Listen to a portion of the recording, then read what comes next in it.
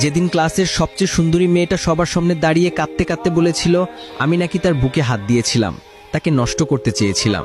সেদিন সবাই আমার দিকে অনেক ঘৃণা নিয়ে তাকিয়েছিল। ক্লাসের প্রায় ৮০ জন ছাত্রছাত্রী সবাই আমাকে খারাপ ভেবেছিল। সবাই মেয়েটার কান্না ভেজা কণ্ঠটা বিশ্বাস করেছিল। আমার সবচেয়ে কাছের বন্ধুটাও সেদিন আমার থেকে দূরে সরে গিয়েছিল। আমার সবচেয়ে প্রিয় শিক্ষকটা আমার গালে চড় মেরে বলেছিল, তুমি অনেক ভালো ছাত্র, আমি তোমাকে অনেক ভালোবাসতাম, কিন্তু তুমি আজকে যে কাজটা করেছো তার জন্য আমার ভালোবাসাটা তোমার জন্য চিরতরে শেষ হয়ে গিয়েছে। নিজেকে একজন ভালো মানুষ হিসেবে যে প্রতিষ্ঠিত করতে পারে না, সে যতই ভালো ছাত্র হোক, টাকার মালিক হোক, এসবে কিছু যায় আসে না। একজন মানুষের সবচেয়ে বড় পরিচয় হলো সে একজন মানুষ। তবে তোমার মতো মানুষ না, তুমি এখনো মানুষ হতে পারোনি। যদি পারো মানুষ হয়ে দেখাও। সেদিন আমি ক্লাসের কারো দিকে চোখ তুলে তাকাতে পারিনি। কোনো অপরাধ না করেও নিজেকে অনেক বড় অপরাধী মনে হয়েছিল। আমার দুঃখটা সেদিন কারো সাথে শেয়ার করতে পারিনি। ক্লাসে যতটুকু সময় ছিলাম ততটুকু সময় আমি নিচের দিকে তাকিয়ে শুধু চোখের পানি ফেলেছিলাম। সেদিন আমি বুঝেছিলাম চোখের পানিরও দাম কম আর বেশি হয়, কারণ মেয়েটার চোখের পানি দেখে সবাই অনেক ইমোশনাল হয়ে গিয়েছিল। আমি মেয়েটার সাথে এসব করেছি কিনা সেটা না জেনেই সবাই মেয়েটার জলভরা চোখ দেখে তার কথা বিশ্বাস করেছিল। কিন্তু আমার চোখের পানিটা কাউকে আবেগী করতে পারেনি। আমার মতোই আমার চোখের পানিটাও কম দামি। ক্লাস থেকে চলে আসার সময় ওই মেয়েটার সাথেই আমি কথা বলি, যে মেয়েটা সবার সামনে আমাকে এভাবে খারাপ একটা ছেলে হিসেবে পরিচয় করিয়ে দিয়েছে। আমি তার কাছে গিয়ে তাকে কিছু কথা বলি। তুমি এমনটা না করলেও পারতে। তুমি হয়তো ভেবেছিলে এমনটা করার পর আমি তোমার সম্পর্কে কোনো কিছু বললে কেউ বিশ্বাস করবে না, সবাই ভাববে তোমার উপর প্রতিশোধ নেওয়ার জন্য তোমার সম্পর্কে খারাপ কথা বলছি। কিন্তু তুমি হয়তো জানো না, তুমি এসব না করলেও আমি তোমার সম্পর্কে কারো কাছে কিছু বলতাম না। তবে ভয় পেও না, এখনো তোমার সম্পর্কে কারো কাছে কিছু বলবো না। যে মানুষটা আমাকে সবার সামনে খারাপ বানিয়েছে, আমি তাকে সবার সামনে খারাপ বানাতে চাই না। কলেজ থেকে বাসায় যাওয়ার পথে যখন দেখলাম সবাই আমার দিকে কেমন করে যেন তাকিয়ে আছে, তখন আমার বুঝতে অসুবিধা হলো না আমার খবরটা এলাকার অনেকেই জেনে গিয়েছে, তাই তারা আমার দিকে এভাবে তাকিয়ে আছে। এসব খবর বাতাসের মাধ্যমে ছড়িয়ে যায়। আমারটাও হয়তো সেভাবেই সবার কাছে পৌঁছে গিয়েছে, হয়তোবা বাড়িতেও জেনে গিয়েছে। এমনিতেই মা আমার দোষ খোঁজেন সবসময়, একটু ভুল পেলেই বাড়ি থেকে বের করে দিতে চান। শুধু বাবা বলে কয়ে হয়তো আমাকে বাড়ির এক কোণে ছোট্ট একটা রুম দিয়ে রেখে দিয়েছেন। মা চায় না আমি এই বাড়িতে থাকি। যখন বাসায় গেলাম তখন দেখলাম মা আর বাবা দরজার বাহিরে দাঁড়িয়ে আছে। তাদের দেখে বুঝতে পারলাম কলেজের ঘটনাটা তারা জেনে গিয়েছে। তখন আর দেরি না করে আমি বাবাকে বললাম, আমি কিছু করিনি বাবা, বিশ্বাস করেন, আমার মৃত মায়ের কসম বাবা, আমি কিছু করিনি। তুই যদি কিছু নাই করবি তাহলে মেয়েটা তোর সম্পর্কে সব বলবে কেন? তোর ক্লাসে তো আরো অনেক সুন্দর সুন্দর ছেলে আছে, তাদের সম্পর্কে তো এরকম বললো না, তোর সম্পর্কে কেন বললো? তুই এসব করেছিস বলেই সে সবার সামনে সব বলেছে। একটা মেয়ে কখনো নিজের মান সম্মান নিয়ে এরকম মিথ্যা বলবে না। মিথ্যা তো তুই বলছিস এখন আমাদের সাথে।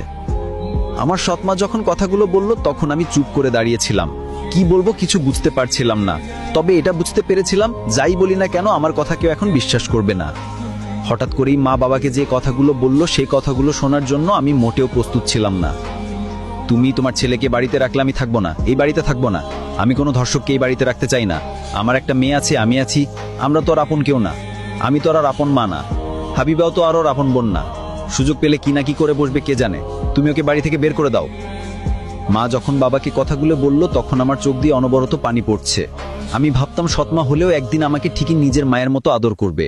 আমি সবসময় আমার সৎ মায়ের মন জয় করার চেষ্টা করেছি, কিন্তু আমি ব্যর্থ হয়েছি। তবে কোনোদিন ভাবিনি আমার সম্পর্কে এতটা খারাপ ধারণা জন্ম নিবে তার মনে। নিজেকে পৃথিবীর সবচেয়ে অপবিত্র মানুষ মনে হচ্ছে। লজ্জায় অপমানে সেদিন আমি তাদের সামনে দাঁড়িয়ে থাকতে পারিনি। এই বাড়ি ছাড়া কোথায় যাব আমি সেটা না জানা সত্ত্বেও আমি সেখান থেকে কাঁদতে কাঁদতে চলে আসি। আমার বাবা একটিবারের জন্য আমাকে থাকতে বলেনি। সেদিন আমি খুব করে বুঝেছিলাম আমাদের বাবা ছেলের সম্পর্কটা হয়তো শেষ হতে চলেছে। এটাও বুঝতে পেরেছিলাম এই বাড়িতে হয়তো আর কোনোদিন জায়গা হবে না আমার। আমাকে চলে যেতে হবে অজানা অচেনা কোনো এক নতুন ঠিকানায়।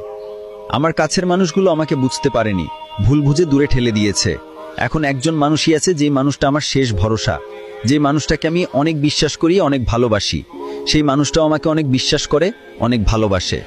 তবে কেন জানি ভয় হচ্ছে, আর সবার মতোই কি সেও আমাকে খারাপ ভাববে, আমাকে বিশ্বাস করবে না? অনেক প্রশ্নের উত্তরই থেকে যাচ্ছে।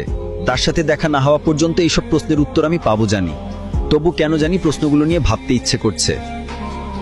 সেদিন রাত আমি সিয়াম নামের এক বন্ধুর বাসায় তার সাথেই থাকি। ও হয়তো বিশ্বাস করেছিল আমি এসব করিনি। আমি এতটা খারাপ মানুষ না যে একটা সুন্দরী মেয়ের দুর্বলতার সুযোগ নিয়ে তার বুকে হাত দিব, কিংবা কে জানে হয়তোবা বিশ্বাসও করেছিল, ভদ্রতার খাতিরে বলতে পারেনি। কারণ কিছু কিছু কথা থাকে যেগুলো অনেক সময় মানসম্মান বা ভদ্রতার খাতিরে বলা যায় না। বিপরীত পাশের মানুষটার অবস্থাটার কথা চিন্তা করে অনেক মানুষই বলতে পারে না। আবার কিছু মানুষ থাকে যারা বিপরীত পাশের মানুষটার কথা চিন্তা করে না, একবারও ভাবে না কথাগুলো বললে তার অবস্থাটা কি হবে। সেদিন সিয়ামের ওখান থেকেই আমি আদিবার সাথে ফোনে কথা বলি। তাকে বিকাল 3টার সময় আমার সাথে দেখা করতে বলি। সেও ঠিক সময় ঠিক জায়গায় চলে আসবে বলে ফোনটা রেখে দেয়। আমিও ঘুমানোর বৃথা চেষ্টা করে বিছানায় গা এলিয়ে দেই। তবে সেদিন রাতটা আমার নির্ঘুম কাটে। সেদিন ছিল শুক্রবার। সিয়ামের সাথে জুমার নামাজটা পড়ে ওর বাসায় দুপুরে খেয়ে আমি তোর প্রতি অনেক কৃতজ্ঞ। একটা রাত আমাকে থাকতে দিয়ে অনেক উপকার করলি। এই কথাগুলো বলে আমি সিয়ামের ওখান থেকে আদিবার সাথে দেখা করার জন্য চলে যাই। আদিবার সাথে দেখা করতে গিয়ে যা দেখলাম সেটা নিজের চোখকে বিশ্বাস করাতে পারলাম না। কারণ আদিবা আজ একা আসেনি, তার সাথে সে একটা মেয়েকে নিয়ে এসেছে। তার সাথে যে মেয়েটা এখন দাঁড়িয়ে আছে সেই মেয়েটাই ক্লাসের সবার সামনে আমাকে অপমান করেছিল, খারাপ বানিয়েছিল। আমি বুঝতে পারলাম না আদিবার সাথে মেয়েটার কি সম্পর্ক। আদিবার কোনো কাজিন নাকি বান্ধবী?